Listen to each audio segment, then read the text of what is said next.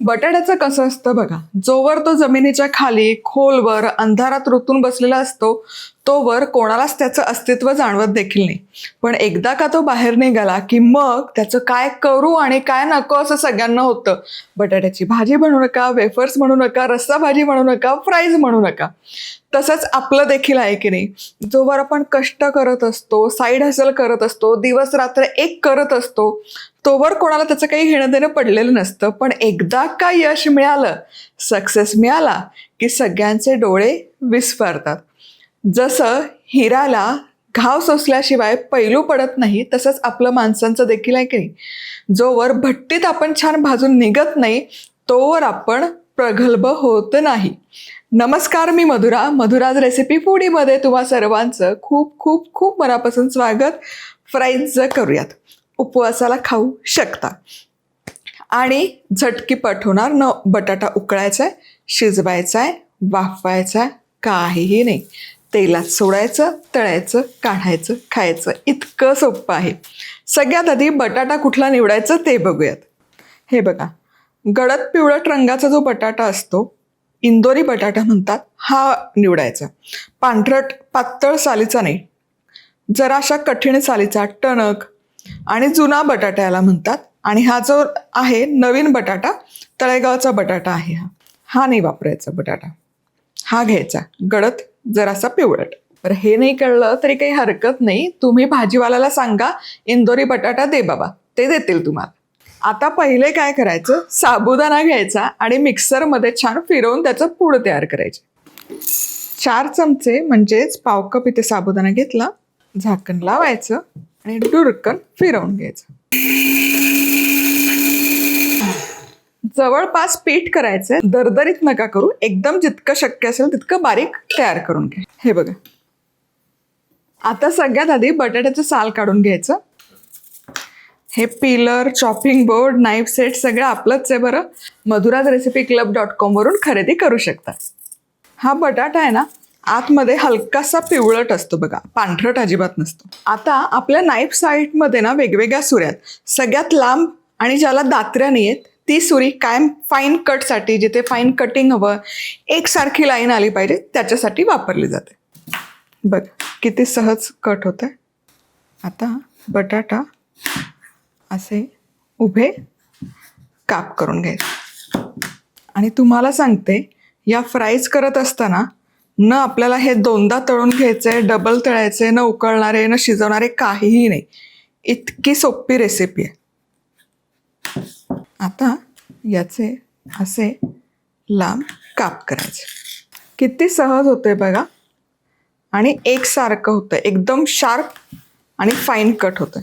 त्यामुळे सुरी कुठे वापरायची हेही कळलं पाहिजे. क्युलिनरी स्किलचाच तो एक भाग आहे.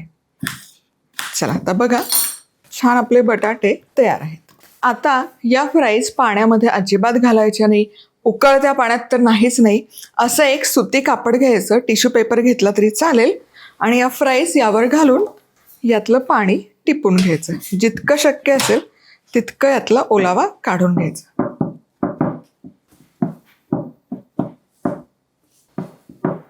पूर्ण सुक्क दिसेपर्यंत वरच्या बाजूने पाणी टिपून घ्यायचं. ही स्टेप अजिबात स्किप करू नका बघा. हेच काय तेवढे कष्ट आहेत ही फ्राईज करताना, अदरवाईज ही फार फास्ट रेसिपी आणि नो फेल रेसिपी.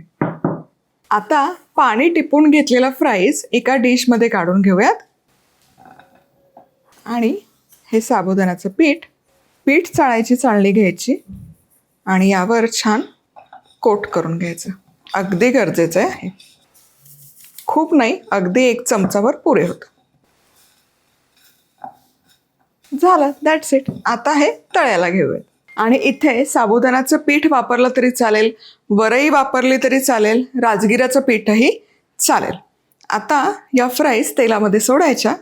तेल मोठ्या आचेवर गरम करून घेतलं आणि मग मंद आचेवर फ्राईज आपल्याला तळायच्या. आणि या एकमेकाला चिकटू नये म्हणून पटकन काटा चमच्याने हे असं सेपरेट करून घ्यायचं, कारण साबुदाण्याचं पीठ आहे ते चिकटू शकतं. आता थोडं हे व्यवस्थित याचे आत्ता बघा खूप सारे बुडबुड आहेत, हे हलके छान मिनिटभर तरी तळून घ्यायचे. बा आता तुम्ही हा जो लॉंग राऊट घेता, हे अर्धे कच्चे काढायचे, त्याला मऊ पडू द्यायचं, मग पुन्हा तेलात टाकायचे. प्लीज असलं काही करू नका, काहीही करायची गरज नाही. त्या प्रोसेसमध्ये काय होतं, या फ्रेंच फ्राईज पचपचित तेल पितात, इतक्या तेलकट होऊन जातात. त्यामुळे हे या पद्धतीने तुम्ही करून बघा. मी तुम्हाला सांगते, एकदम म्हणजे तुम्हाला कॅफेमध्ये मिळतात ना त्यापेक्षा पण भारी या फ्राईज होतात. आता मिनिटभर तळून झाल्या. आता काय करायचं, हे तेलावरचे बुडबुडे हे सेटल करून घ्यायचे आपल्याला. तर गॅस मी बंद केला. हे पूर्ण बुडबुडे सेटल होईपर्यंत गॅस बंदच ठेवायचा. आणि हे सेटल झालं की मग गॅस पुन्हा सुरू करूयात. या प्रोसेसमध्ये न तुमच्या चिप्स तेलकट होतात, न तुमचे फ्राईज तेलकट होतात, आणि छान ते खुटखुटीत आणि कुरकुरीत व्हायला मदत होते. कारण त्याच्या बाहेरच्या हवेशी अजिबात संपर्क येत नाही, ते परत रूम टेम्परेचरला येत नाही. जे काही आहे ते त्या टेम्परेचरमध्येच त्याचं मेंटेनन्स कंटिन्यू, म्हणजे कुकिंग प्रोसेस कंटिन्यू सुरू राहते. आता हे बघा, या फ्राईजमधले बुडबुडे छान सेटल झाले. आता गॅस पुन्हा सुरू करायचा आणि याची कुकिंग प्रोसेस पुन्हा कंटिन्यू करायची. आता पुन्हा छान तो ताव येईपर्यंत, बुडबुड्यांचा ताव येईपर्यंत हे तळत ठेवूयात. आता बघा, पुन्हा याला भरपूर ताव आला, भरपूर बुडबुडे आलेत. बुडबुडे म्हणजे काय, यातला ओलसरपणा आहे तो बाहेर निघतो, तो आपल्याला कमी करायचा आहे.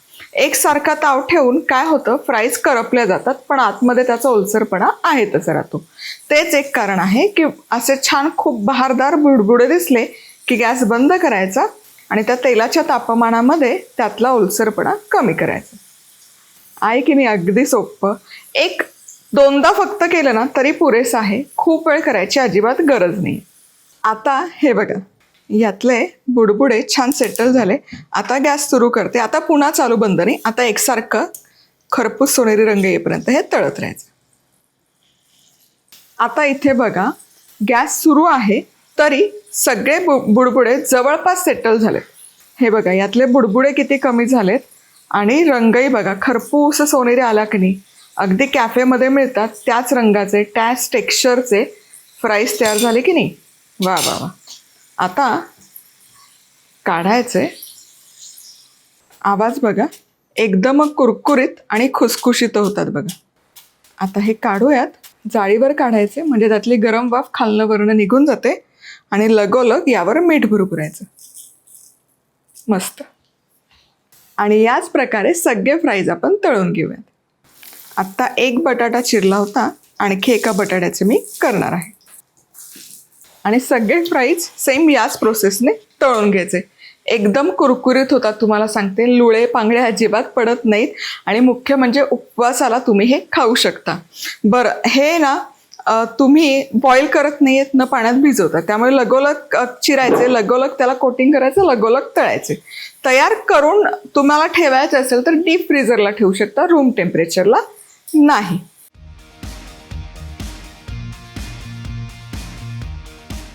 खायचे कसे, असेच खायला छान लागतात किंवा मग सुक्या लाल मिरचीची, हिरव्या मिरचीची चटणीसोबत बहारदार लागतात. दही मिरचीच्या चटणीसोबत खूप कमाल लागतात.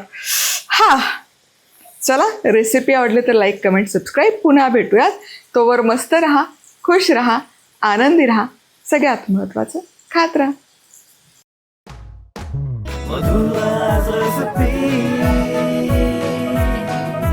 मधुराज रेसिपी, महाराष्ट्राची अस्सल चव.